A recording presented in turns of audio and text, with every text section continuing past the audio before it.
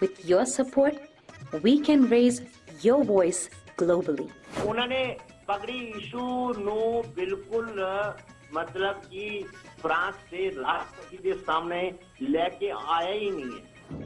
With your support, we can address those issues that no other media talks about. ਜੋ ਹਾਲ ਅਕਾਲੀਆਂ ਨੇ ਬਾਦਲ ਕਿਆ ਨੇ ਇਹਨਾਂ ਨੇ ਸਿੱਖੀ ਦਾ ਤੇ ਬੇੜਾ ਗਰਕ ਕੀਤਾ ਹੈ. With your support, we can bring you breaking news from around the world. It's about consulting our allies and having a dialogue. These lessons, as I stated, was learned while working with our coalition partners. With your support, we can educate and inform everyone about who Sikhs are and connect our youth to Sikhi. And it's just, representative of a culture that's all about peace. Support your TV channel and help us take your voices to everyone around the world for every human rights issue. United Sikhs ਜਥੇਬੰਦੀ ਨੇ French ਅਤੇ European courts ਦੇ ਨਾਲ-ਨਾਲ United Nations Human Rights Committee ਦਾ ਦਰਵਾਜ਼ਾ ਵੀ ਖੜਕਾਇਆ. All of this is only possible with your generous donations. Continue your support to us and let's go further together. To donate today, please log on to our website www.tv84.tv and donate via PayPal on our website, or you can mail us your donations to TV84 36-01 37th Avenue, Long Island City, New York 11101.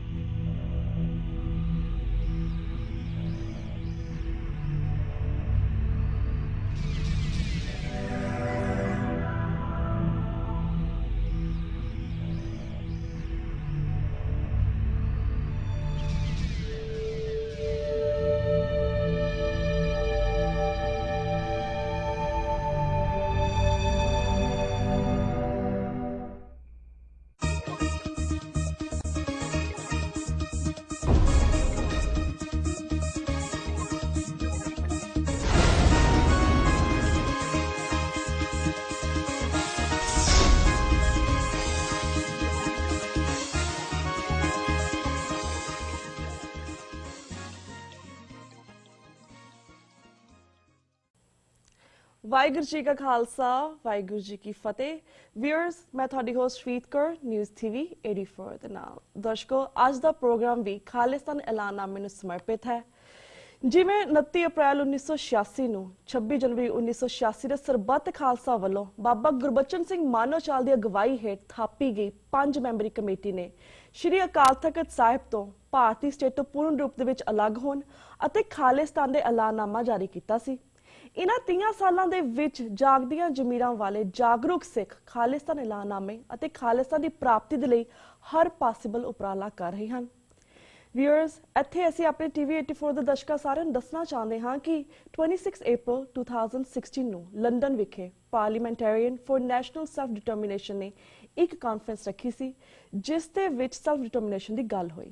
ਇਸ conference ਦੇ ਵਿੱਚ senior lawyer Amar Singh Chahal ਨੇ ਜਥੇਦਾਰ ਜਗਤਾਰ ਸਿੰਘ ਹਵਾਰਾ, ਸਰਬੱਤ ਖਾਲਸਾ, ਸਿੱਖਾਂ ਦੇ homeland Khalistan ਅਤੇ ਭਾਰਤ ਸਰਕਾਰ ਦਾ ਸਿੱਖਾਂ ਪ੍ਰਤੀ ਰਵੱਈਆ ਇਸ ਸੰਬੰਧੀ ਗੱਲਬਾਤ ਕੀਤੀ। ਇਸ ਕਾਨਫਰੰਸ ਦੇ ਵਿੱਚ ਸਕਾਲਰ, ਲਿਖਾਰੀ, ਹਿਸਟੋਰੀਅਨ ਡਾਕਟਰ ਇਕਤਦਾ ਕਰਾਮਤ ਚੀਮਾ ਜੀ ਨੇ ਵੀ south Asian affairs, right of self determination for Sikhs, ਸਾਵਨਰ ਸਟੇਟ ਖਾਲਿਸਤਾਨ ਦੀ ਗੱਲ ਕੀਤੀ। ਸੋ ਵਿਊਅਰਸ ਅੱਜ ਅਸੀਂ ਇਕਤਦਾ ਕਰਾਮਤ ਚੀਮਾ ਜੀ ਕੋਲੋਂ ਇਸ ਕਾਨਫਰੰਸ ਸੰਬੰਧੀ ਹੋਰ ਜਾਣਕਾਰੀ ਲਵਾਂਗੇ ਤੇ ਤੁਹਾਡੇ ਰੂਬਰੂ ਕਰਵਾਵਾਂਗੇ ਜਿਹੜੇ ਕਿ ਇਸ ਵੇਲੇ ਲੰਡਨ ਤੋਂ ਸਾਡਾ ਫੋਨ ਲਾਈਨ ਤੇ ਜੁੜ ਚੁੱਕੇ ਨੇ। ਜੀ ਵੀਰ ਜੀ, ਵਾਹਿਗੁਰੂ ਜੀ ਕਾ ਖਾਲਸਾ ਵਾਹਿਗੁਰੂ ਜੀ ਕੀ ਫਤਿਹ। ਵਾਹਿਗੁਰੂ ਜੀ ਕਾ ਖਾਲਸਾ ਵਾਹਿਗੁਰੂ ਜੀ ਕੀ ਫਤਿਹ। ਰੀਤ ਸੋ ਵੀਰ ਜੀ ਤੁਹਾਨੂੰ ਤਾਂ ਸਾਰੇ ਸਰੋਤਿਆਂ ਨੂੰ ਹਾਂਜੀ ਮੇਰੀ ਤਰਫੋਂ ਇੱਕ ਵਾਰ ਬਹੁਤ ਬਹੁਤ ਫਿਰ ਧੰਨਵਾਦ ਕਿ ਤੁਸੀਂ ਅੱਜ ਫਿਰ ਆਪਣੇ ਰੂਬਰੂ ਹੋਣ ਦਾ ਮੌਕਾ ਦਿੱਤਾ। ਥੈਂਕ ਯੂ ਸੋ ਮਚ ਵੀਰ ਜੀ। ਸੋ ਵੀਰ ਜੀ, ਜਿਵੇਂ ਤੁਸੀਂ ਜਾਣਦੇ ਕਿ ਕੱਲ ਨੂੰ ਅਮਰੀਕਾ ਦੇ ਵਿੱਚ 29 ਅਪ੍ਰੈਲ 2016 ਦਾ ਦਿਨ ਹੈ। 30 ਸਾਲ ਪਹਿਲਾਂ ਇਸੇ ਦਿਨ ਖਾਲਿਸਤਾਨ ਦਾ ਐਲਾਨਨਾਮਾ ਜਾਰੀ ਕੀਤਾ ਗਿਆ ਸੀ। ਤੁਹਾਡੇ ਕੋਲੋਂ ਸਭ ਤੋਂ ਪਹਿਲਾਂ ਅਸੀਂ ਇਹੀ ਜਾਣਨਾ ਚਾਹਾਂਗੇ ਕਿ UN ਚਾਰਟਰ ਦੇ ਵਿੱਚ ਸੈਲਫ ਡਿਟਰਮੀਨੇਸ਼ਨ ਦਾ ਕੀ ਕਾਨਸੈਪਟ ਹੈ ਅਤੇ ਟੈਲ ਅਸ ਅਬਾਊਟ ਕਿ ਇੰਟਰਨੈਸ਼ਨਲ ਲਾਅ ਦੇ ਵਿੱਚ ਸੈਲਫ ਡਿਟਰਮੀਨੇਸ਼ਨ ਦਾ ਕੀ ਕਾਨਸੈਪਟ ਹੈ। ਇਸ ਬਾਰੇ ਸਾਨੂੰ ਡੀਟੇਲ ਦੇ ਵਿੱਚ ਜਾਣਕਾਰੀ ਦਿਓ। ਜੀ ਦੇਖੋ ਜੀ ਰੀਤ ਜਿਹੜਾ ਯੂਨਾਈਟਿਡ ਨੇਸ਼ਨ ਦਾ ਚਾਰਟਰ ਆ ਜੀ ਉਹਦੇ ਵਿੱਚ ਬੜਾ ਕਲੀਅਰਲੀ ਸੈਲਫ ਡਿਟਰਮੀਨੇਸ਼ਨ ਦਾ ਜ਼ਿਕਰ ਆ।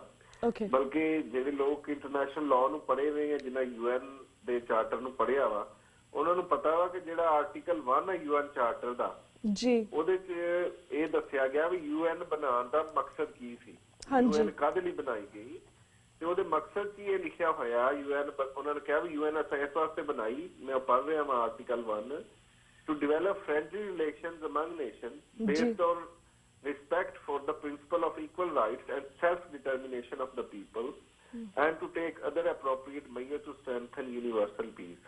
ਯਾਨੀ UN ਦੇ ਚਾਰਟਰ ਦਾ ਜਿਹੜਾ ਪਹਿਲਾ ਹੀ ਆਰਟੀਕਲ ਆ ਉਹ ਕਹਿ ਰਿਹਾ ਕਿ UN ਬਣਾਉਣ ਦਾ ਮਕਸਦ ਇਹ ਵੀ ਕੌਮਾਂ ਇੱਕ ਦੂਸਰੇ ਨਾਲ ਇਹਤਰਾਮ ਨਾਲ ਰਹਿਣ, ਇੱਕ ਦੂਸਰੇ ਦੇ ਅਧਿਕਾਰਾਂ ਦਾ ਖਿਆਲ ਰੱਖਣ, ਜੀ ਤੇ ਜਿਹੜਾ ਸੈਲਫ ਡਿਟਰਮੀਨੇਸ਼ਨ ਦਾ ਰਾਈਟ ਲੋਕਾਂ ਕੋਲ ਹੈ ਉਹਨਾਂ ਨੂੰ ਦੇਣ, ਜੀ ਤੇ ਜਿਹੜੇ ਪੂਰੀ ਦੁਨੀਆ ਦਾ ਅਮਨ ਆ ਹਾਂਜੀ ਉਹਨੂੰ ਉਹਦੇ ਵਾਸਤੇ ਅਪਰੋਪਰੀਏਟ ਮੇਜਰ ਲੈਣ। ਓਕੇ ਤੇ ਸੋ UN ਦੇ ਚਾਰਟ ਅੱਛਾ ਫਿਰ ਦੂਸਰਾ ਸੈਕਸ਼ਨ ਜਿਹੜਾ ਵਾ ਉਸੇ ਆਰਟੀਕਲ ਦਾ ਸਬ ਸੈਕਸ਼ਨ ਕਹਿੰਦਾ to achieve international cooperation in solving international problem of an economic, social, cultural or humanitarian character, and in promoting and encouraging respect for human rights and for fundamental freedom, all without distinction to race, sex, language or religion.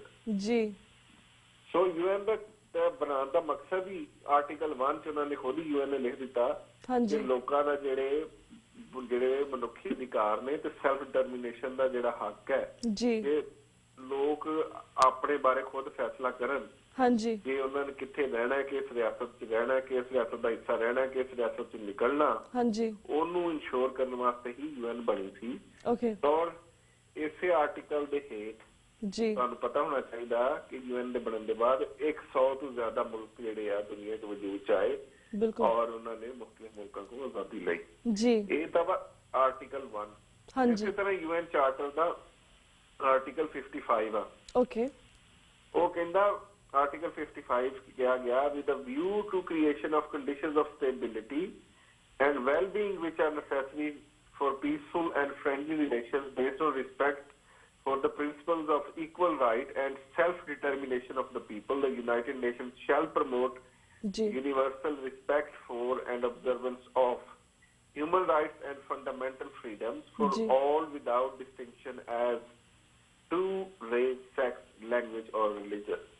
ਹੁਣ article 55 ਵੀ ਜਿਹੜਾ UN ਦਾ charter ਦਾ ਬੜੇ clearly ਕਹਿ ਰਿਹਾ ਕਿ ਇਹੋ ਜਿਹੀਆਂ ਹਾਲਤਾਂ ਪੈਦਾ ਕਰਨੀਆਂ ਚਾਹੀਦੀਆਂ ਵਾ ਰਿਆਸਤਾਂ ਨੂੰ ਕਿ ਜਿਹਦੇ ਵਿੱਚ ਪੁਰਅਮਨ ਤਰੀਕੇ ਨਾਲ ਔਰ ਦੋਸਤਾਨਾ ਮਾਹੌਲ ਦੇ ਵਿੱਚ ਲੋਕਾਂ ਦੇ ਮਨੁੱਖੀ ਅਧਿਕਾਰਾਂ ਦੀ ਹਿਫਾਜ਼ਤ ਹੋਵੇ ਔਰ ਉਹਨਾਂ ਨੂੰ ਸੈਲਫ ਡਿਟਰਮੀਨੇਸ਼ਨ ਦਾ ਰਾਈਟ ਦਿੱਤਾ ਜਾਏ।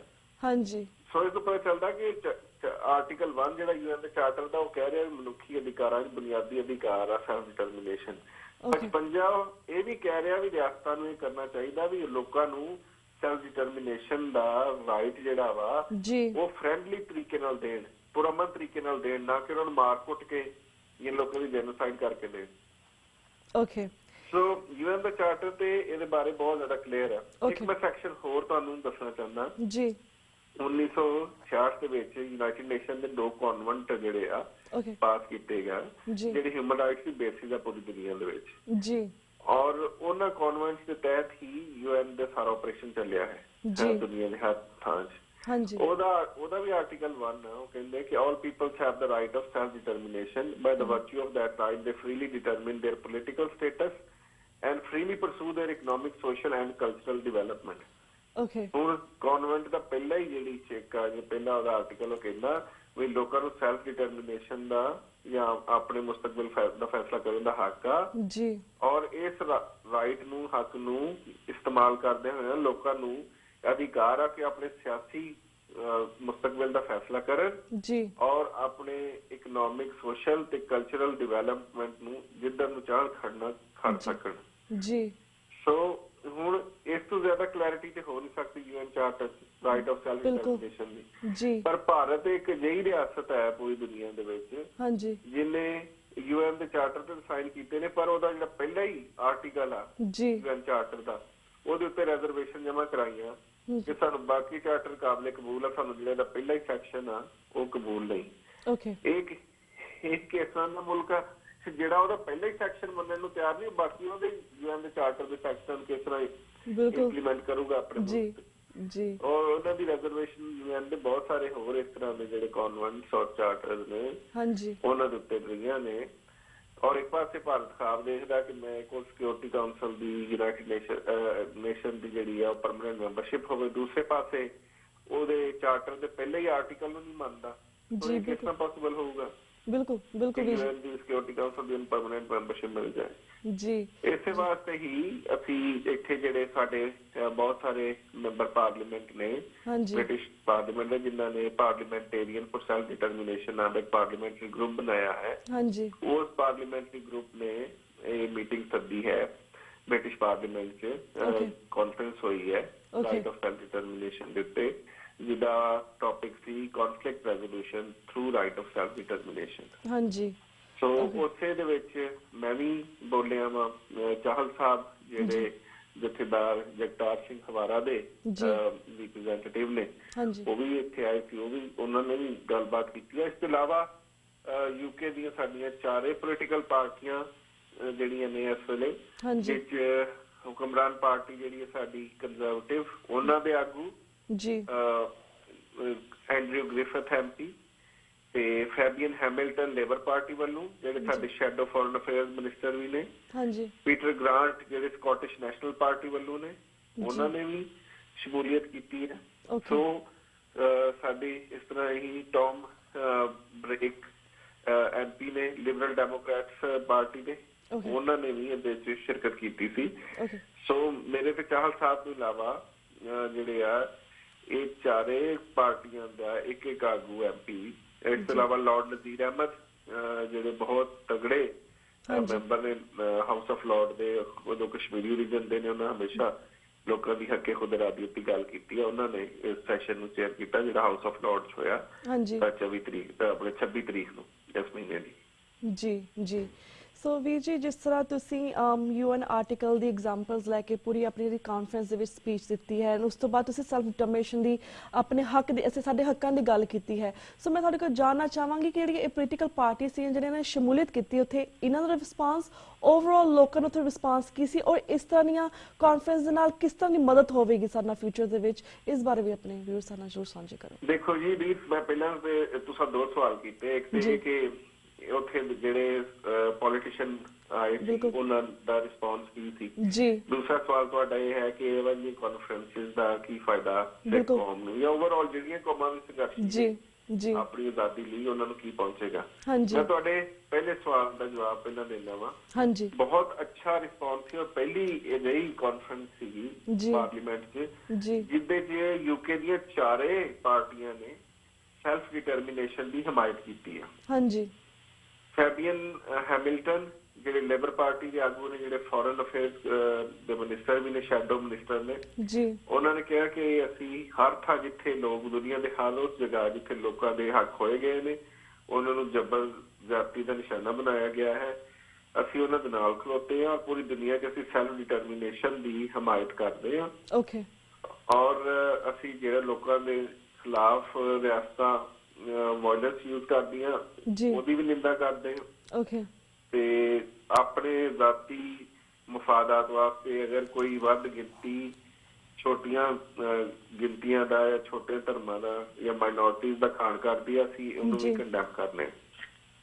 ਇਸੇ ਤਰ੍ਹਾਂ ਜਿਹੜੀ ਇਸ ਵੇਲੇ ਸਰਕਾਰੀ ਪਾਰਟੀ ਹੈ ਇੱਥੇ ਦੀ ਕੰਜ਼ਰਵੇਟਿਵ ਪਾਰਟੀ, ਉਹਦੇ ਆਗੂ ਸੀਗੇ ਮੈਂਬਰ ਪਾਰਲੀਮੈਂਟ ਐਂਡਰਿਊ ਗ੍ਰਿਫਿਥਸ। ਉਹਨਾਂ ਨੇ ਕਿਹਾ ਬੜਾ ਕਲੀਅਰਲੀ ਕਿ ਕੰਜ਼ਰਵੇਟਿਵ ਪਾਰਟੀ ਜਿਹੜੀ ਆ, ਜਿਹੜੀ ਸਰਦਾਰ ਕਰ ਰਹੀ ਆ, ਉਹ ਤਾਂ ਖੁਦ ਬਹੁਤ ਸਟਰੋਂਗਲੀ ਜਿਹੜਾ ਵਾ ਉਹ ਰਾਈਟ ਆਫ ਸੈਲਫ ਡਿਟਰਮੀਨੇਸ਼ਨ ਤੇ ਬਿਲੀਵ ਕਰਦੀ ਆ। ਬਲਕਿ ਉਹਨਾਂ ਨੇ ਮਿਸਾਲਾਂ ਵੀ ਦਿੱਤੀਆਂ। ਉਹਨਾਂ ਨੇ ਕਿਹਾ ਕਿ ਇਹ ਤਾਂ ਯੂਐਨ ਸਿਕਿਉਰਿਟੀ ਕਾਉਂਸਲ ਨੇ ਪਾਸ ਕੀਤਾ ਹੋਇਆ ਇਸ ਹੱਕ ਨੂੰ। ਉਹਨਾਂ ਨੇ ਕਿਹਾ ਕਿ ਅਸੀਂ ਤਾਂ ਉਹ ਪਾਰਟੀ ਆ ਔਰ ਯੂਕੇ ਉਹ ਮੁਲਕ ਹੈ ਜਿਹਨੇ ਆਪਣੀ ਕੌਮ ਨੂੰ ਬਾਰ-ਬਾਰ ਰਾਈਟ ਆਫ ਸੈਲਫ ਡਿਟਰਮੀਨੇਸ਼ਨ ਦਿੱਤਾ। ਉਹਨਾਂ ਨੇ ਕਿਹਾ ਅਸਾਂ ਆਇਰਲੈਂਡ ਨੂੰ ਦਿੱਤਾ, ਪਿਛਲੇ ਸਾਲ ਸਕਾਟਲੈਂਡ ਨੂੰ ਅਸਾਂ ਰਾਈਟ ਆਫ ਸੈਲਫ ਡਿਟਰਮੀਨੇਸ਼ਨ ਦਿੱਤਾ ਸੀ ਕਿ ਉਹ ਰੈਫਰੈਂਡਮ ਰਾਹੀਂ ਆਪਣੇ ਮੁਸਤਕਬਲ ਦਾ ਫੈਸਲਾ ਕਰ ਲੈਣ। ਔਰ ਹੁਣ ਇਸ ਸਾਲ ਫੇਰ ਅਸੀਂ ਕੌਮ ਨੂੰ ਰਾਈਟ ਆਫ ਸੈਲਫ ਡਿਟਰਮੀਨੇਸ਼ਨ ਦੇ ਰਹੇ ਹਾਂ ਕਿ ਕੀ ਯੂਕੇ ਦੀ ਕੌਮ ਆਵਾਮ ਇਹ ਚਾਹੁੰਦੀ ਹੈ ਕਿ ਅਸੀਂ ਯੂਰਪ ਦਾ ਹਿੱਸਾ ਰਹੀਏ ਯੂਰਪੀਅਨ ਯੂਨੀਅਨ ਦਾ ਹਿੱਸਾ ਰਹੀਏ ਜਾਂ ਨਾ ਰਹੀਏ। ਹਾਂਜੀ ਉਹਨਾਂ ਨੇ ਕਿਹਾ ਵੀ ਅਸੀਂ ਤਾਂ ਇਹ ਕਿਉਂਕਿ ਦੁਨੀਆ ਦੀ ਸੱਚੀ ਜਮਹੂਰੀਅਤ ਹੈ ਬਰਤਾਨੀਆ, ਹਾਂਜੀ ਇੱਥੇ ਬਾਰ-ਬਾਰ ਲੋਕਾਂ ਨੂੰ ਅਸੀਂ ਉਹਨਾਂ ਨੂੰ ਫੈਸਲਾ ਕਰਨ ਦਾ ਹੱਕ ਦਿੰਦੇ ਆ। ਜੀ ਅਸੀਂ ਸਕਾਟਲੈਂਡ ਨੂੰ ਦਿੱਤਾ, ਆਇਰਲੈਂਡ ਨੂੰ ਦਿੱਤਾ, ਹੁਣ ਪੂਰੇ ਯੂਕੇ ਦੀ ਕੌਮ ਨੂੰ ਦੇ ਰਹੇ ਹਾਂ ਵੀ ਤੁਸੀਂ ਯੂਰਪ 'ਚ ਰਹਿਣ ਦਾ ਫੈਸਲਾ ਕਰੋ ਸੈਲਫ ਡਿਟਰਮੀਨੇਸ਼ਨ ਯੂਜ਼ ਕਰਕੇ। ਉਹਨਾਂ ਨੇ ਕਿਹਾ ਕਿਉਂਕਿ ਅਸੀਂ ਆਪਣੀ ਕੌਮ ਲਈ ਵੀ ਹਮਾਇਤ ਕਰਨੇ, ਅਸੀਂ ਦੁਨੀਆ ਦੇ ਹਰ ਖਿੱਤੇ 'ਚ ਜਿਹੜੀ ਕੌਮ ਵੀ ਆ ਜੀ ਉਹਦੇ ਵਾਸਤੇ ਰਾਈਟ ਆਫ ਸੈਲਫ ਡਿਟਰਮੀਨੇਸ਼ਨ ਦੀ ਥਰੂ ਪੀਸਫੁਲ ਮੀਨ ਜਿਹੜਾ ਹਮਾਇਤ ਕਰਦੇ ਆ। ਓਕੇ ਇਸੇ ਤਰ੍ਹਾਂ ਪੀਟਰ ਗ੍ਰਾਂਟ ਬੂਲੇ ਸਕਾਟਿਸ਼ ਨੈਸ਼ਨਲ ਪਾਰਟੀ ਦੀ ਤਰਫੋਂ ਉਹ ਕਹਿਣ ਲੱਗੇ ਕਿ ਸੀ ਤੇ ਜਿਹੜਾ ਰਾਈਟ ਆਫ ਸੈਲਫ ਡਿਟਰਮੀਨੇਸ਼ਨ ਹੈ ਉਹ ਤਾਂ ਸਾਡੀ ਪਾਰਟੀ ਦੇ ਮੈਨੀਫੈਸਟੋ 'ਚ ਸ਼ਾਮਲ ਆ। ਹਾਂਜੀ ਕਿਉਂਕਿ ਸਕਾਟਿਸ਼ ਨੈਸ਼ਨਲ ਪਾਰਟੀ ਉਹ ਪਾਰਟੀ ਹੈ ਜਿਹੜੀ ਚਾਹੁੰਦੀ ਸੀ ਕਿ ਯੂਕੇ ਤੋਂ ਸਕਾਟਲੈਂਡ ਵੱਖ ਹੋ ਜਾਵੇ ਜੀ, ਔਰ ਇਸ ਪਾਰਟੀ ਨੇ ਇਸ ਦਫਾ ਪੂਰੇ ਸਕਾਟਲੈਂਡ 'ਚ ਸਵੀਪ ਕੀਤਾ ਹੈ। ਉੱਥੇ ਵੀ ਸਾਰੀਆਂ ਸੀਟਾਂ ਜਿੱਤੀਆਂ ਨੇ ਸਕਾਟਲੈਂਡ ਦੀਆਂ ਜੀ, ਔਰ ਪਾਰਲੀਮੈਂਟ ਬਹੁਤ ਵੱਡੀ ਤਾਦਾਦ 'ਚ ਆਏ ਨੇ। ਸੋ ਉਹ ਕਹਿੰਦੇ ਨੇ ਕਿ ਸਾਡੇ ਤੇ ਪਾਰਟੀ ਦੇ ਮੈਨੀਫੈਸਟੋ ਦਾ ਹਿੱਸਾ ਹੈਗਾ ਰਾਈਟ ਆਫ ਸੈਲਫ ਡਿਟਰਮੀਨੇਸ਼ਨ। ਅਸੀਂ ਤੇ ਖੁਦ ਸੈਲਫ ਡਿਟਰਮੀਨੇਸ਼ਨ ਲਈ ਇੰਨੀ ਕਨਸਟੀਟਿਊਸ਼ਨਲ ਸਟਰਗਲ ਕੀਤੀ ਹੈ ਔਰ ਸਕਾਟਲੈਂਡ ਨੂੰ ਰੈਫਰੈਂਡਮ ਦਾ ਹੱਕ ਦਵਾਇਆ ਹੈ। ਸੋ ਅਸੀਂ ਹਰ ਥਾਂ ਸੈਲਫ ਡਿਟਰਮੀਨੇਸ਼ਨ ਦੀ ਪੂਰੀ ਸਲਾਨਾ ਵੀ ਕਰਦੇ ਹਾਂ ਔਰ ਨਾਲ ਐਂਡੋਰਸ ਕਰਦੇ ਹਾਂ ਵੀ ਲੋਕਾਂ ਨੂੰ ਮਿਲਣਾ ਚਾਹੀਦਾ।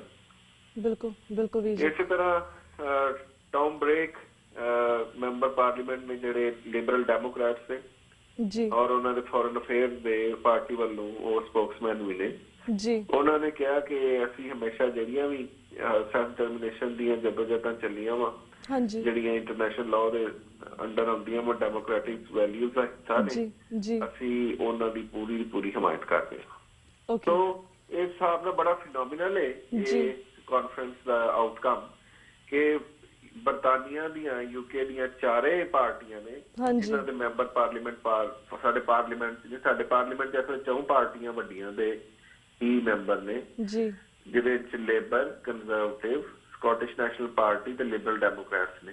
ਉਹਨਾਂ 4 ਪਾਰਟੀਆਂ ਨੇ ਸੈਲਫ ਡਿਟਰਮੀਨੇਸ਼ਨ ਦੀ ਹਮਾਇਤ ਕੀਤੀ ਆ। ਓਕੇ, ਹੁਣ ਦੂਸਰੀ ਗੱਲ ਜਿਹੜੀ ਤੁਸੀਂ ਪੁੱਛੀ ਕਿ ਇਹਨਾਂ ਕਾਨਫਰੰਸਾਂ ਦਾ ਪਾਰਲੀਮੈਂਟੇਰੀਅਨਸ ਦਾ ਇਸ ਤਰ੍ਹਾਂ ਇਸ ਰਾਈਟ ਨੂੰ ਦੇਣ ਦਾ ਕੀ ਫਾਇਦਾ ਹੈ। ਬਿਲਕੁਲ ਤੁਹਾਨੂੰ ਵੀ ਪਤਾ ਹੈ ਕਿ ਜਦੋਂ ਵੀ ਦੁਨੀਆ ਦੇ ਵਿੱਚ ਨਵੇਂ ਮੁਲਕ ਵਜੂਦ ਚ ਆਉਂਦੇ ਨੇ ਤੇ ਉਹਦੇ ਚ ਇੰਟਰਨੈਸ਼ਨਲ ਜਿਹੜੀਆਂ ਤਾਕਤਾਂ ਨੇ ਉਹ ਬਹੁਤ ਰੋਲ ਪਲੇ ਕਰਦੀਆਂ ਨੇ। ਅੱਜ ਤੱਕ ਦੁਨੀਆ ਦੇ ਕਿਸੇ ਮੁਲਕ ਨੂੰ ਉਨੀ ਦੇਰ ਆਜ਼ਾਦੀ ਨਹੀਂ ਮਿਲੀ ਜਿੰਨੀ ਦੇਰ ਅਮਰੀਕਾ ਔਰ ਬਰਤਾਨੀਆ ਨੇ ਉਹਨਾਂ ਨੂੰ ਸਪੋਰਟ ਨਾ ਕੀਤਾ ਹੋਵੇ। ਬਿਲਕੁਲ, ਕਿਉਂਕਿ ਇਹ ਦੁਨੀਆ ਦੀਆਂ ਵੱਡੀਆਂ ਤਾਕਤਾਂ ਨੇ। ਹਾਂਜੀ, ਇਹਨਾਂ ਦੇ ਹੱਥ 'ਚ ਹੀ ਹੁੰਦਾ ਹੈ ਕਿ ਕਿਹੜੇ ਮੁਲਕਾਂ ਨੂੰ ਆਜ਼ਾਦ ਕਰਾਉਣਾ ਹੈ, ਕਿਹਨਾਂ ਨਹੀਂ ਕਰਾਉਣਾ, ਕਿਹਨਾਂ ਦੀ ਆਜ਼ਾਦੀ ਹਮਾਇਤ ਕਰਨੀ ਹੈ, ਕਿਹਦੀ ਨਹੀਂ ਕਰਨੀ ਜੀ। ਔਰ ਇਹਨਾਂ ਦੀ ਬਗੈਰ ਮਰਜ਼ੀ ਦੇ ਇਹ ਹਕੀਕਤ ਹੈ ਕਿ ਦੁਨੀਆ ਦੇ ਵਿੱਚ ਕੋਈ ਨਾ ਕੌਮ ਆਜ਼ਾਦ ਹੁੰਦੀ ਹੈ ਨਾ ਕੋਈ ਨਵੇਂ ਮੁਲਕ ਬਣਦੇ ਨੇ। ਹਾਂਜੀ, ਸੋ ਇਸ ਵਾਸਤੇ ਬਹੁਤ ਜ਼ਰੂਰੀ ਹੈ ਕਿ ਇਹਨਾਂ ਕੌਮਾਂ ਦੇ ਨਾਲ ਜ਼ਿਆਦਾ ਤੋਂ ਜ਼ਿਆਦਾ ਲੌਬਿੰਗ ਕੀਤੀ ਜਾਵੇ। ਇਹਨਾਂ ਨੂੰ ਜ਼ਿਆਦਾ ਤੋਂ ਜ਼ਿਆਦਾ ਮਨੁੱਖੀ ਅਧਿਕਾਰਾਂ ਦਾ ਜਿਹੜਾ ਘਾਣ ਹੋ ਰਿਹਾ ਵਾ ਏਸ਼ੀਆ ਚ, ਦੁਨੀਆ ਦੇ ਹੋਰ ਖਿੱਤਿਆਂ 'ਚ, ਉਹਦੇ ਬਾਰੇ ਵੱਧ ਤੋਂ ਵੱਧ ਜਾਣਕਾਰੀ ਦਿੱਤੀ ਜਾਵੇ ਤਾਂ ਕਿ ਇਹਨਾਂ ਦਾ ਦਿਮਾਗ ਕਲੀਅਰ ਹੋਵੇ ਕਿ ਉੱਥੇ ਲੋਕਾਂ ਨੂੰ ਆਜ਼ਾਦੀ ਦੀ ਲੋੜ ਕਿਉਂ ਹੈ, ਸੈਲਫ ਡਿਟਰਮੀਨੇਸ਼ਨ ਦੀ ਲੋੜ ਕਿਉਂ ਹੈ ਜੀ। ਦੂਸਰੀ ਗੱਲ ਇਹ ਹੈ ਕਿ ਇੱਥੇ ਸੈਲਫ ਡਿਟਰਮੀਨੇਸ਼ਨ ਦਾ ਕਨਸੈਪਟ ਬੜਾ ਹੋ ਰਿਹਾ। ਇੱਥੇ ਤਾਂ ਕਿਹਾ ਜਾਂਦਾ ਵੀ ਲੋਕਾਂ ਨੂੰ ਉਹਨਾਂ ਦਾ ਹੱਕ ਦਿਓ। ਕੋਈ ਜ਼ਰੂਰੀ ਤਾਂ ਨਹੀਂ ਹੁੰਦਾ ਕਿ ਸੈਲਫ ਡਿਟਰਮੀਨੇਸ਼ਨ ਦੇ ਨਤੀਜੇ ਦੇ ਵਿੱਚ ਲੋਕਾਂ ਨੇ ਆਜ਼ਾਦੀ ਦਾ ਐਲਾਨ ਕਰ ਦੇਣਾ। ਹਾਂਜੀ, ਲੋਕ ਆਜ਼ਾਦੀ ਨੂੰ ਨਾ ਵੀ ਕਰ ਸਕਦੇ ਆ, ਹਾਂ ਵੀ ਕਰ ਸਕਦੇ ਆ, ਪਰ ਘੱਟ ਤੋਂ ਘੱਟ ਲੋਕਾਂ ਨੂੰ ਹੱਕ ਤੇ ਹੋਣਾ ਚਾਹੀਦਾ ਨਾ ਕਿ ਆਪਣਾ ਫੈਸਲਾ ਕਰ ਸਕਣ। ਬਿਲਕੁਲ, ਪਰ ਭਾਰਤ ਵਰਗੇ ਮੁਲਕਾਂ 'ਚ ਇਹ ਸੋਚਿਆ ਜਾਂਦਾ ਵੀ ਕਿਸੇ ਨੂੰ ਵੀ ਸੈਲਫ ਡਿਟਰਮੀਨੇਸ਼ਨ ਦਾ ਹੱਕ ਦੇਣ ਦਾ ਮਕਸਦ ਇਹ ਆ ਕਿ ਅਸੀਂ ਕੋਈ ਐਂਟੀ ਨੈਸ਼ਨਲਿਸਟ ਚੀਜ਼ ਕਰ ਰਹੇ ਹਾਂ, ਕੋਈ ਅਸੀਂ ਆਪਣੇ ਦੇਸ਼ ਦੇ ਖਿਲਾਫ ਗੱਲ ਕਰ ਰਹੇ ਹਾਂ। ਜਿਹੜੇ ਲੋਕ ਸੈਲਫ ਡਿਟਰਮੀਨੇਸ਼ਨ ਦੀ ਗੱਲ ਕਰ ਰਹੇ ਨੇ ਉਹ ਸ਼ਾਇਦ ਮੁਲਕ ਦੇ ਗੱਦਾਰ ਨੇ ਜਾਂ ਮੁਲਕ ਦੇ ਖਿਲਾਫ ਗੱਲ ਕਰ ਰਹੇ ਨੇ। ਹਾਲਾਂਕਿ ਇੱਥੇ ਯੂਰਪ ਤੇ ਹਰ ਬੰਦਾ ਜਦੋਂ ਕੌਮ ਫੀਲ ਕਰਦੀ ਆ ਉਹਨਾਂ ਨੂੰ ਕੋਈ ਅਹਿਮ ਫੈਸਲਾ ਕਰਨਾ ਤੇ ਇੱਥੇ ਦੇ ਮੁਲਕ ਤੇ ਉਹਨਾਂ ਨੂੰ ਫੌਰਨ ਸੈਲਫ ਡਿਟਰਮੀਨੇਸ਼ਨ ਦਾ ਹੱਕ ਦਿੰਦੇ ਨੇ। ਇੱਥੇ ਲੋਕ ਕੰਪੇਨ ਕਰਦੇ, ਲੌਬਿੰਗ ਕਰਦੇ ਨੇ, ਕੋਈ ਕਿਸੇ ਨੂੰ ਮਨਾ ਨਹੀਂ ਕਰਦਾ। ਹਾਂਜੀ, ਸੋ ਇਸ ਵਾਰ ਖਾਸ ਤੌਰ ਤੇ ਸਿੱਖਾਂ ਦਾ ਮਸਲਾ ਇਹ ਆ ਕਿ ਸਿੱਖ ਬਾਰ-ਬਾਰ ਕੱਟੇ ਜਾਂਦੇ ਨੇ, ਮਾਰੇ ਜਾਂਦੇ ਨੇ, ਵੱਢੇ ਜਾਂਦੇ ਨੇ, ਜ਼ੁਲਮ ਬਰਦਾਸ਼ਤ ਕਰਦੇ ਨੇ, ਬਦਤਰੀਨ ਡਿਸਕ੍ਰਿਮੀਨੇਸ਼ਨ ਦਾ ਸਾਹਮਣਾ ਕਰ ਰਹੇ ਨੇ। ਉਹਨਾਂ ਦੇ ਧਰਮ ਨੂੰ ਢਾਹ ਲਾਉਣ ਦੀ ਕੋਸ਼ਿਸ਼ ਕੀਤੀ ਜਾ ਰਹੀ ਹੈ। ਪਰ ਸਿੱਖ ਜਿਹੜੇ ਆ ਆਪਣਾ ਨੈਰੇਟਿਵ ਦੁਨੀਆ ਦੀਆਂ ਵੱਡੀਆਂ ਕੌਮਾਂ ਸਾਹਮਣੇ ਸ਼ਾਇਦ ਪ੍ਰੋਗਰੈਸਿਵਲੀ ਰੱਖ ਨਹੀਂ ਸਕੇ। ਬਿਲਕੁਲ, ਐਡੀ ਵੱਡੀ ਜੈਨੋਸਾਈਡ ਹੋਈ ਪਰ ਕਿਉਂਕਿ ਸਾਡੀ ਲੌਬਿੰਗ ਕਮਜ਼ੋਰ ਰਹੀ ਆ ਦੁਨੀਆ ਦੇ ਵੱਡੇ ਪਾਰਲੀਮੈਂਟਾਂ ਦੇ ਨਾਲ ਜੀ ਉਸ ਵਜ੍ਹਾ ਤੋਂ ਬਹੁਤ ਸਾਰੀ ਚੀਜ਼ਾਂ ਹਾਈਲਾਈਟ ਹੋਣ ਤੋਂ ਰਹਿ ਗਈਆਂ। ਬਿਲਕੁਲ। ਸੋ ਇਸ ਰਸਤੇ ਲੌਬਿੰਗ ਕਰਨੀ ਬੜੀ ਜ਼ਰੂਰੀ ਹੈ। ਦੁਨੀਆ ਦੇ ਹਾਲਾਤ ਬਦਲਦੇ ਆ, ਕੋਈ ਪਤਾ ਨਹੀਂ ਚੱਲਦਾ। ਹਾਂਜੀ। ਅਗਰ ਰਸ਼ੀਆ ਜਿੱਡਾ ਵੱਡਾ ਮੁਲਕ ਟੁੱਟ ਸਕਦਾ ਹੈ ਜੀ, ਅਗਰ ਬਰਤਾਨੀਆ ਜਿਹਦਾ ਰਾਜ ਦੁਨੀਆ ਦੇ ਕਈ ਕੰਟੀਨੈਂਟ ਤੇ ਸੀ, ਸਿਰਫ ਮੁਲਕਾਂ ਤੇ ਨਹੀਂ ਕੰਟੀਨੈਂਟ ਤੇ ਸੀ, ਅਮਰੀਕਾ ਤੇ ਬਰਤਾਨੀਆ ਰਾਜ ਕਰਦਾ ਸੀ, ਕੈਨੇਡਾ ਤੇ ਬਰਤਾਨੀਆ ਰਾਜ ਕਰਦਾ ਸੀ, ਆਸਟ੍ਰੇਲੀਆ ਤੇ ਕਰਦਾ ਸੀ, ਹਾਂਜੀ, ਹਿੰਦੁਸਤਾਨ ਤੇ ਕਰਦਾ ਸੀ, ਹੋਰ ਕਈ ਖਿੱਤੇ, ਜੇ ਉਹਨਾਂ ਦਾ ਰਾਜ ਮੁੱਕ ਸਕਦਾ ਹੈ ਤੇ ਹਿੰਦੁਸਤਾਨ ਦਾ ਕੋਈ ਲਿਖਿਆ ਤਾਂ ਨਹੀਂ ਹੋਇਆ ਵੀ ਇਹਨਾਂ ਦਾ ਸਦਾ ਹਿੰਦੂਆਂ ਨੇ ਜਿਹੜਾ ਆਪਣਾ ਹਿੰਦੂਤਵੀ ਰਾਜ ਉੱਥੇ ਬਣਾਉਣ ਦੀ ਕੋਸ਼ਿਸ਼ ਕਰ ਰਹੇ ਆ ਔਰ ਉਹਨੇ ਹਿੰਦੂਨਾਈਜ਼ ਸਟੇਟ ਉਹਨਾਂ ਨੇ ਖੜੀ ਕਰ ਲਈ ਆ, ਉਹ ਰਾਜ ਹਮੇਸ਼ਾ ਹੀ ਰਹਿਣਾ। ਬਿਲਕੁਲ। ਦੁਨੀਆ ਦੇ ਵਿੱਚ ਨਕਸ਼ੇ ਬਦਲਦੇ ਰਹਿੰਦੇ ਆ, ਬਾਉਂਡਰੀ ਚੇਂਜ ਹੁੰਦੀਆਂ ਰਹਿੰਦੀਆਂ, ਨਵੇਂ ਮੁਲਕ ਬਣਦੇ ਰਹਿੰਦੇ ਆ, ਪੁਰਾਣੇ ਮੁਲਕ ਟੁੱਟਦੇ ਰਹਿੰਦੇ ਆ। ਪਰ ਮੈਨੂੰ ਇਸ ਚੀਜ਼ ਦਾ ਬਹੁਤ ਫਿਕਰ ਰਹਿੰਦਾ ਜੇ ਪ੍ਰਮਾਤਮਾ ਨੇ ਇੱਕ ਵਾਰੀ ਸਿੱਖਾਂ ਨੂੰ ਫੇਰ ਮੌਕਾ ਦਿੱਤਾ ਕਿ ਉਹ ਆਪਣਾ ਰਾਜ ਕਾਇਮ ਕਰ ਲੈਣ ਤੇ ਕਿਤੇ ਪਿਛਲੇ ਇਤਿਹਾਸ ਦੀ ਤਰ੍ਹਾਂ ਉਹ ਇਹ ਮੌਕਾ ਫੇਰ ਗਵਾ ਨਾ ਦੇਣ। ਇਸ ਵਾਸਤੇ ਬਹੁਤ ਜ਼ਰੂਰੀ ਆ ਕਿ ਸਾਡੀ ਦੁਨੀਆ ਦੀਆਂ ਵੱਡੀਆਂ ਜਿਹੜੀਆਂ ਤਾਕਤਾਂ ਵਾ, ਮੁਲਕ ਆ, ਉਹਨਾਂ ਦੇ ਵਿੱਚ ਸਾਡੇ ਲੌਬਿੰਗ ਗਰੁੱਪ ਹੋਣ ਜਿਹੜੇ ਸਿੱਖਾਂ ਦੇ ਮਸਲਿਆਂ ਦੇ ਬਾਰੇ ਕਲੀਅਰਲੀ ਜਿਨ੍ਹਾਂ ਨੂੰ ਪਤਾ ਹੋਵੇ, ਤਾਂ ਕਿ ਕੱਲ ਨੂੰ ਪ੍ਰਮਾਤਮਾ ਜੇ ਮੌਕਾ ਦੇ ਤੇ ਉਹ ਲੋਕ, ਉਹ ਕੌਮਾਂ, ਉਹ ਤਾਕਤਾਂ ਸਾਡੇ ਨਾਲ ਖਲੋਣ। ਇਸੇ ਵਾਸਤੇ ਹੀ ਇੱਥੇ ਜਿਸ ਤਰ੍ਹਾਂ ਤੁਹਾਡੇ ਅਮਰੀਕਨ ਕਾਂਗਰਸ ਵਿੱਚ ਅਮਰੀਕਨ ਸਿੱਖ ਕਾਕਸ ਹੈ, ਜਿਸ 50 ਕਾਂਗਰਸਮੈਨ ਨੇ, ਉਹ ਹੁਣ ਸਾਰੇ ਸਿੱਖਾਂ ਦੀ ਅਧਿਕਾਰਾਂ ਦੀ ਗੱਲ ਕਰਦੇ ਨੇ। ਅਮਰੀਕਨ ਸਿੱਖਾਂ ਨੇ ਵੀ, ਜਿਹੜਾ ਸਿੱਖ ਭਾਈਚਾਰਾ ਬਾਹਰ ਬੈਠਾ ਉਹਨਾਂ ਦੇ ਬਾਰੇ ਵੀ ਅਮਰੀਕਨ ਸਿੱਖ ਕਾਕਸ ਦੇ ਜਿਹੜੇ ਕੋਚ ਰਾਓ ਸਟੇਟਮੈਂਟਸ ਦਿੰਦੇ ਰਹਿੰਦੇ ਆ, ਫਿਰ ਪਾਰਲੀਮੈਂਟ ਚ ਬਰੀਫਿੰਗਸ ਹੁੰਦੀਆਂ ਵਾ, ਸਿੱਖਾਂ ਦੀ ਇੱਕ ਹੋਂਦ ਬਣ ਗਈ ਆ। ਇਸੇ ਤਰ੍ਹਾਂ ਹੀ ਹੁਣ ਬਰਤਾਨੀ ਪਾਰਲੀਮੈਂਟ ਚ ਜਿਹੜਾ ਇਹ ਗਰੁੱਪ ਆ, ਪਾਰਲੀਮੈਂਟੇਰੀਅਨ ਫॉर ਸੈਲਫ ਡਿਟਰਮੀਨੇਸ਼ਨ, ਇਹ ਸਿਰਫ ਸਿੱਖਾਂ ਦਾ ਨਹੀਂ ਬਲਕਿ ਜਿੰਨੀਆਂ ਵੀ ਕੌਮਾਂ ਆਪਣੇ ਰਾਜ ਲਈ, ਆਪਣੇ ਖੁਦ ਮੁਖਤਿਆਰੀ ਲਈ ਔਰ ਆਪਣੇ ਰਾਈਟ ਆਫ ਸੈਲਫ ਡਿਟਰਮੀਨੇਸ਼ਨ ਲਈ ਸੰਘਰਸ਼ੀ ਨੇ, ਉਹਨਾਂ ਨੂੰ ਸਪੋਰਟ ਕਰਦੇ ਨੇ, ਕਿਉਂਕਿ ਇਹ ਇੱਕ ਕੋਈ ਇਲੀਗਲ ਚੀਜ਼ ਨਹੀਂ, ਨਾ ਹੀ ਇਹਦੇ ਵਿੱਚ ਕਿਸੇ ਨੂੰ ਕੋਈ ਤਕਲੀਫ ਹੋਣੀ ਚਾਹੀਦੀ ਹੈ। ਇਹ ਤਾਂ UN ਦੇ ਚਾਰਟਰ ਦਾ ਹਿੱਸਾ ਵਾ। ਇਸੇ ਵਾਸਤੇ ਮੈਂ ਆਪਣੀ ਪ੍ਰੈਜੈਂਟੇਸ਼ਨ ਜਿਹੜੀ ਉਧਰ ਪਾਰਲੀਮੈਂਟੇਰੀਅਨਸ ਔਰ ਪਬਲਿਕ ਸਾਹਮਣੇ ਰੱਖੀ, ਉਹ ਸਾਰੀ ਇਸੇ ਚੀਜ਼ ਤੇ ਬੇਸ ਸੀ ਕਿ ਰਾਈਟ ਆਫ ਸੈਲਫ ਡਿਟਰਮੀਨੇਸ਼ਨ ਜਿਹੜਾ ਵਾ ਉਹ ਯੂਨਾਈਟਿਡ ਨੇਸ਼ਨਸ ਨੇ ਦਿੱਤਾ ਹੈ। ਹਰ ਕੌਮ ਨੂੰ ਅਧਿਕਾਰ ਆ ਕਿ ਆਪਣਾ ਫੈਸਲਾ ਕਰੇ। ਸੋ ਇਸ ਵਾਸਤੇ ਕਿਸੇ ਨੂੰ ਇੱਥੇ ਤਕਲੀਫ ਨਹੀਂ ਹੋਣੀ ਚਾਹੀਦੀ। ਬਿਲਕੁਲ ਬਿਲਕੁਲ। ਤੇ ਵੀਰ ਜੀ, ਜਿਸ ਤਰ੍ਹਾਂ ਅਸੀਂ ਖਾਲਿਸਤਾਨ ਦੀ ਗੱਲ ਕਰਦੇ ਪਏ, ਆਪਣੀ ਆਜ਼ਾਦੀ ਦੀ ਗੱਲ ਕਰਦੇ, ਸਪੈਸ਼ਲੀ ਸਿੱਖਾਂ ਦੇ ਲਈ ਜਾਂ ਫਿਰ ਪੰਜਾਬੀਆਂ ਦੇ ਲਈ ਇੱਕ ਜਿਹੜੀ ਬਫਰ ਸਟੇਟ ਹੋਵੇਗੀ ਪਾਕਿਸਤਾਨ ਤੇ ਭਾਰਤ ਦੇ ਵਿੱਚ, ਪੰਜਾਬ ਦੇ ਵਿੱਚ ਖਾਲਿਸਤਾਨ, ਉਹ ਜਿਸ ਤਰ੍ਹਾਂ ਇਹਦੀ ਗੱਲ ਕਰਦੇ ਹਾਂ, ਜਿਸ ਤਰ੍ਹਾਂ ਤੁਸੀਂ ਗੱਲ ਕੀਤੀ ਕਿ ਸੈਲਫ ਡਿਟਰਮੀਨੇਸ਼ਨ ਜਾਂ ਸਾਨੂੰ ਖੁਦ ਮੁਖਤਿਆਰੀ ਦਾ ਹੱਕ ਹੋਣਾ ਚਾਹੀਦਾ, ਜਿਸ ਤਰ੍ਹਾਂ ਕਾਫੀ ਸਾਰੀ ਜਥੇਬੰਦੀਆਂ ਦੇ ਵੱਲੋਂ ਇੱਕ ਸਪੈਸ਼ਲੀ ਸਿਕਸ ਫॉर ਜਸਟਿਸ ਵੱਲੋਂ 2020 ਰੈਫਰੈਂਡਮ ਦੀ ਗੱਲ ਕੀਤੀ ਜਾ ਰਹੀ ਹੈ ਕਿ 2020 ਦੇ ਵਿੱਚ 2020 ਦੇ ਵਿੱਚ ਕਿਸ ਤਰ੍ਹਾਂ ਇੱਕ ਰੈਫਰੈਂਡਮ ਹੋਏਗਾ ਜਿਸ ਦੇ ਵਿੱਚ ਜਿਹੜੇ ਸਿੱਖ ਨੇ ਜਾਂ ਫਿਰ ਪੰਜਾਬੀ ਨੇ ਉਹ ਵੋਟਾਂ ਰਾਹੀਂ ਆਪਣੀ ਖੁਦ ਮੁਖਤਿਆਰੀ ਦੇ ਹੱਕ ਹਾਸਲ ਕਰ ਪਾਣਗੇ। ਤਾਂ ਕਿਉਂਕਿ ਕਾਫੀ ਸਾਰੀ ਮੈਂ ਲੋਕਾਂ ਨਾਲ ਗੱਲਬਾਤ ਕਰਦੀ, ਪੰਜਾਬ ਦੇ ਵਿੱਚ ਵੀ, ਬਾਹਰ ਦੇ ਦੇਸ਼ਾਂ ਦੇ ਵਿੱਚ ਤਾਂ ਲੋਕਾਂ ਦੇ ਵਿੱਚ ਇੱਕ ਜਜ਼ਬਾ ਵੀ ਹੈਗਾ, ਇੱਕ ਅਣਖ ਵੀ ਹੈਗੀ ਆ, ਇੱਕ ਖੁਦ ਮੁਖਤਿਆਰੀ ਦਾ ਹੱਕ ਲੈਣ ਦੀ ਗੱਲ ਵੀ ਹੈਗੀ, ਆਜ਼ਾਦ ਦੇਸ਼ ਦਾ ਗੱਲ ਵੀ ਕੀਤੀ ਹੈਗੀ। ਪਰ ਜਿਸ ਤਰ੍ਹਾਂ ਪੰਜਾਬ ਦੇ ਵਿੱਚ ਜਿਹੜੇ ਲੋਕ ਨੇ ਉਹ ਕਾਫੀ ਸਹਿਮੇ ਹੋਏ ਨੇ, ਕਾਫੀ ਡਰੇ ਹੋਏ ਨੇ, ਉਹ ਜਿਸ ਤਰ੍ਹਾਂ ਨਸ਼ਿਆਂ ਦੇ ਦਲਦਲ ਦੇ ਵਿੱਚ ਫਸੀ ਜਾ ਰਹੇ ਨੇ, ਕਿੰਨੀਆਂ ਖਬਰਾਂ ਨੇ, ਕਿਸਾਨ ਜਿਹੜੇ ਖੁਦਕੁਸ਼ੀ ਕਰ ਰਹੇ ਨੇ, ਨਿੱਕੇ ਨਿੱਕੇ ਬੱਚੇ ਨਸ਼ਿਆਂ ਦੇ ਨਾਲ ਖੁਦਕੁਸ਼ੀ ਕਰ ਰਹੇ ਨੇ ਜਾਂ ਮਰ ਰਹੇ ਨੇ। ਇਹਨਾਂ ਲੋਕਾਂ ਦੇ ਲਈ ਖੁਦ ਮੁਖਤਿਆਰੀ ਕੀ ਹੋਵੇਗੀ, ਐਂਡ ਆਲਸੋ ਜਿਸ ਤਰ੍ਹਾਂ ਸਾਨੂੰ ਕਿਸ ਤਰ੍ਹਾਂ ਦੀ ਅਵੇਅਰਨੈਸ ਲੈ ਕੇ ਆਉਣੀ ਚਾਹੀਦੀ ਹੈ ਅਗਲੇ 4 ਸਾਲਾਂ ਦੇ ਵਿੱਚ, ਕਿਉਂਕਿ 2020 ਰੈਫਰੈਂਡਮ 4 ਸਾਲਾਂ ਦੇ ਵਿੱਚ ਆ ਰਿਹਾ। Lobbying is one solution, conferences are another solution. What else do we need to bring, what else we need to do ਤਾਂ ਕਿ ਲੋਕਾਂ ਦੇ ਵਿੱਚ ਹੋਰ ਅਵੇਅਰਨੈਸ ਆਵੇ ਇਸ ਚੀਜ਼ ਦੇ ਬਾਰੇ?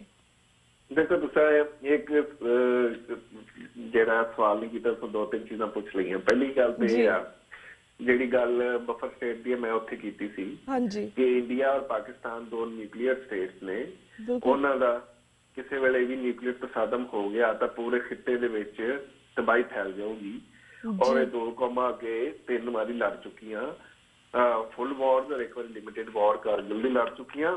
ਜੇ ਫੇਰ ਕਦੇ ਇਹਨਾਂ ਦੀ ਮੁੱਠਭੇੜ ਹੋ ਗਈ ਔਰ ਦੋਵਾਂ ਕੋਲ ਨਿਊਕਲੀਅਰ ਵੈਪਨਸ ਨੇ, ਇੱਕ ਦੂਸਰੇ ਨੂੰ ਤਬਾਹ ਕਰ ਦੇਣਗੀਆਂ।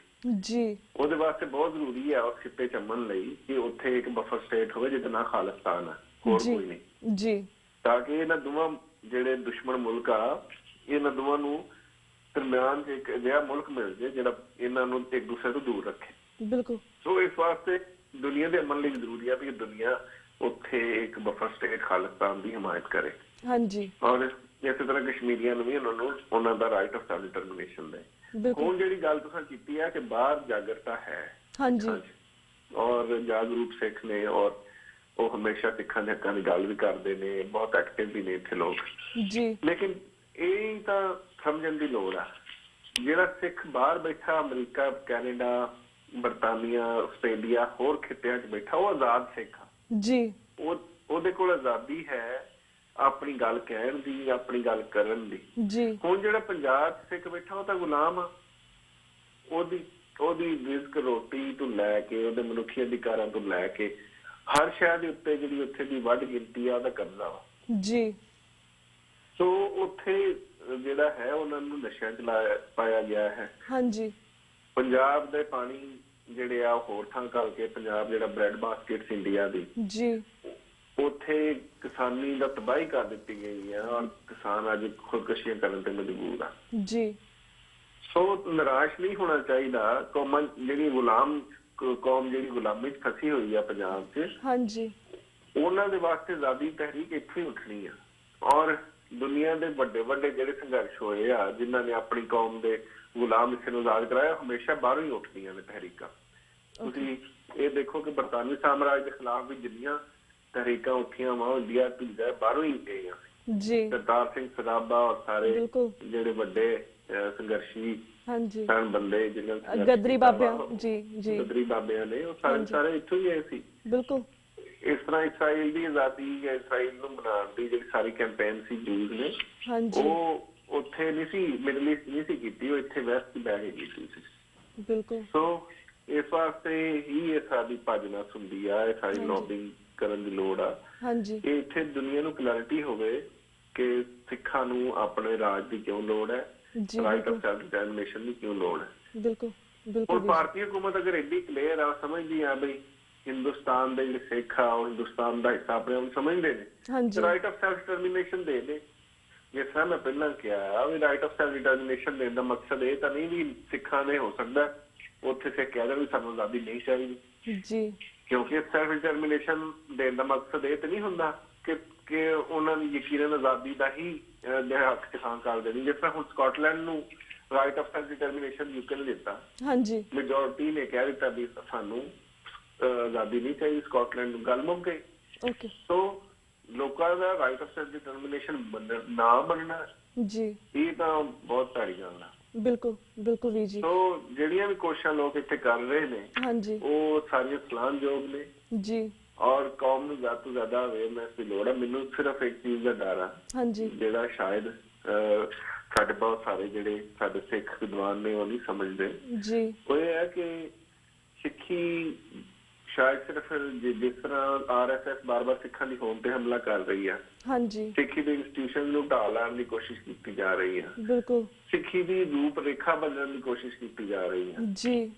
ਮੈਨੂੰ ਹਮੇਸ਼ਾ ਇਹ ਡਰ ਰਹਿੰਦਾ ਕਿਉਂਕਿ ਮੇਰਾ ਸਿੱਖਾਂ ਪ੍ਰਤੀ ਮੇਰੇ ਹਮੇਸ਼ਾ ਦਿਲ 'ਚ ਦਰਦ ਰਿਹਾ ਵਾ। ਬਿਲਕੁਲ। ਕਿ ਸਿੱਖਾਂ ਦੀ ਸਿਰਫ ਇਹ ਨਾ ਹੋਵੇ ਕਿ ਸਿੱਖਾਂ ਦੇ ਸਿਰ ਤੇ ਦਸਤਾਰ ਹੋਵੇ, ਉਹ 5 ਕਕਾਰਾਂ ਵਾਲੇ ਸਿੱਖ ਹੋਣ, ਪਰ ਉਹਨਾਂ ਦੇ ਵਿੱਚ ਜਿਹੜਾ ਸਿੱਖੀ ਸਿਧਾਂਤ ਆ ਉਹ ਮੁਕਾ ਦਿੱਤਾ ਜਾਵੇ। ਹਾਂਜੀ। ਔਰ ਅਗਰ ਹੁਣ ਸਿੱਖ ਜਾਗਰੂਕ ਨਾ ਹੋਏ, ਉਹਨਾਂ ਸਿੱਖੀ ਦੇ ਸਿਧਾਂਤ ਦੇ ਨਾਲ ਨਾ ਖੜੇ ਔਰ ਆਪਣੇ ਮਸਲਿਆਂ ਦਾ ਹੱਲ ਜਿਹੜਾ ਵਾ ਆਪਣੇ ਵੱਖਰੇ ਦੇਸ਼ ਦੀ ਸੂਰਤ 'ਚ ਨਾ ਮੰਨਿਆ, ਆਪਣੇ ਦਿਲ ਨੂੰ ਕਨਵਿੰਸ ਨਾ ਕੀਤਾ ਜੀ, ਤੇ ਸਿੱਖੀ ਦਾ ਜਿਹੜਾ ਮੁਸਤਕਬਲ ਆ ਉਹ ਮੈਨੂੰ ਬਹੁਤ ਡਾਰਕ ਨਜ਼ਰ ਆਉਂਦਾ। ਬਿਲਕੁਲ ਬਿਲਕੁਲ ਵੀਰ ਜੀ, I mean totally we agree with that too। ਵੀਰ ਜੀ ਸਾਡੇ ਕੋਲ ਨਾ 30-40 ਸੈਕਿੰਡ ਰਹਿ ਗਏ ਨੇ ਐਟ ਦੀ ਐਂਡ। ਐਨੀਥਿੰਗ ਆਲਸ ਜਿਹੜਾ ਮੈਂ ਕੁਛ ਤੁਹਾਨੂੰ ਪੁੱਛਣਾ ਸਕੀ ਹੋਵਾਂ ਇਸ ਕਾਨਫਰੰਸ ਦੇ ਬਾਰੇ, ਜਾਂ ਫਿਰ ਕੋਈ ਐਨੀ ਸੁਨੇਹਾ ਤੁਸੀਂ ਸਾਡੇ ਦਰਸ਼ਕਾਂ ਨੂੰ ਦੇਣਾ ਚਾਹੋ ਤਾਂ ਜ਼ਰੂਰ ਦੇ ਸਕਦੇ ਹੋ। ਦੇਖੋ ਜੀ, ਮੈਂ ਫਿਰ ਇੱਕ ਵਾਰੀ ਕੌਮ ਨੂੰ ਇਹ ਬੇਨਤੀ ਕਰਨਾ ਵਾ ਕਿ ਅੱਗੋਂ ਇਲੈਕਸ਼ਨ ਆ ਰਹੇ ਨੇ, ਹਾਂਜੀ, ਤੁਸੀਂ ਜਿਹੜਾ ਹੈ ਇਹ ਤੁਹਾਡੇ ਕੋਲ ਮੌਕਾ ਹੈ ਕਿ ਫਿਰ ਤੁਸੀਂ ਸ਼ਰਾਬਾਂ ਪੀ ਕੇ ਵੋਟ ਨਾ ਦਿਓ ਜੇ। ਛੋਟੇ ਛੋਟੇ ਜਿਹੜੇ ਤੁਹਾਡੇ ਲੋਕ ਤੁਹਾਨੂੰ ਜਿਹੜੇ ਬੈਨੀਫਿਟਸ ਦਿੰਦੇ ਨੇ, ਕੋਈ ਸ਼ਰਾਬਾਂ ਦਾ ਵਰਤਾਅ ਕਰਦਾ, ਕੋਈ ਪੈਸੇ ਦਿੰਦਾ, ਉਹਨਾਂ ਪੈਸਿਆਂ ਤੇ ਸ਼ਰਾਬਾਂ ਦੇ ਪਿੱਛੇ ਨਾ ਵੇਖਿਓ। ਸੱਚੇ ਸੁੱਚੇ ਲੋਕਾਂ ਨੂੰ ਇਲੈਕਟ ਕਰਕੇ ਲਿਆਓ ਜਿਹੜੇ ਤੁਹਾਡੇ ਮੁੱਦਿਆਂ ਤੇ ਸਿਆਸਤ ਕਰਨ। ਬਿਲਕੁਲ। ਕਿਉਂਕਿ ਜੇ ਤੁਸੀਂ ਇੱਕ ਵਾਰੀ ਫਿਰ ਸ਼ਰਾਬਾਂ ਦੇ ਪਿੱਛੇ ਤੇ ਪੈਸੇ ਦੇ ਪਿੱਛੇ ਵੋਟ ਪਾ ਦਿੱਤੇ, ਹਾਂਜੀ, ਤੇ ਫਿਰ ਆਉਣ ਵਾਲੇ 5 ਸਾਲ ਤੁਸੀਂ ਮੁਸੀਬਤ 'ਚ ਪਏ ਰਹੋਗੇ। ਬਿਲਕੁਲ ਬਿਲਕੁਲ ਵੀਰ ਜੀ ਤੁਹਾਡਾ ਬਹੁਤ ਬਹੁਤ ਧੰਨਵਾਦ ਕਿ ਤੁਸੀਂ ਆਪਣਾ ਟਾਈਮ ਕੱਢ ਕੇ ਸਾਡੀ ਟੀਵੀ ਤੇ ਫਿਰ ਦਰਸ਼ਕਾਂ ਦੇ ਫਿਰ ਤੋਂ ਰੂਬਰੂ ਹੋਏ ਸਾਨੂੰ ਸੈਲਫ ਡਿਟਰਮੀਨੇਸ਼ਨ ਦਾ ਸਪੈਸ਼ਲ UN ਚਾਰਟਰ ਦੇ ਵਿੱਚ ਜਿਹੜਾ ਕਨਸੈਪਟ ਹੈਗਾ ਉਸ ਬਾਰੇ ਵੀ ਜਾਣਕਾਰੀ ਦਿੱਤੀ ਇਸ ਕਾਨਫਰੰਸ ਦੇ ਬਾਰੇ ਵੀ ਜਾਣਕਾਰੀ ਦਿੱਤੀ ਹੁਣ ਅਸੀਂ ਤੁਹਾਡੇ ਕੋਲ ਵੀਰ ਜੀ ਇਜਾਜ਼ਤ ਲੈਂਦੇ ਹਾਂ ਤੁਹਾਡਾ ਬਹੁਤ ਬਹੁਤ ਧੰਨਵਾਦ ਵਾਹਿਗੁਰੂ ਜੀ ਕਾ ਖਾਲਸਾ ਵਾਹਿਗੁਰੂ ਜੀ ਕੀ ਫਤਿਹ ਵਾਹਿਗੁਰੂ ਜੀ ਕਾ ਖਾਲਸਾ ਵਾਹਿਗੁਰੂ ਜੀ ਕੀ ਫਤਿਹ ਵਿਊਅਰਸ ਇਸ ਦੇ ਨਾਲ ਅਸੀਂ ਤੁਹਾਡੇ ਕੋਲ ਇਜਾਜ਼ਤ ਲੈਂਦੇ ਹਾਂ ਕੱਲ ਮਿਲਾਂਗੇ ਸੇਮ ਟਾਈਮ ਸੇਮ ਸ਼ੋਅ ਤੇ ਤਦ ਤੱਕ ਲਈ ਵਾਹਿਗੁਰੂ ਜੀ ਕਾ ਖਾਲਸਾ ਵਾਹਿਗੁਰੂ ਜੀ ਕੀ ਫਤਿਹ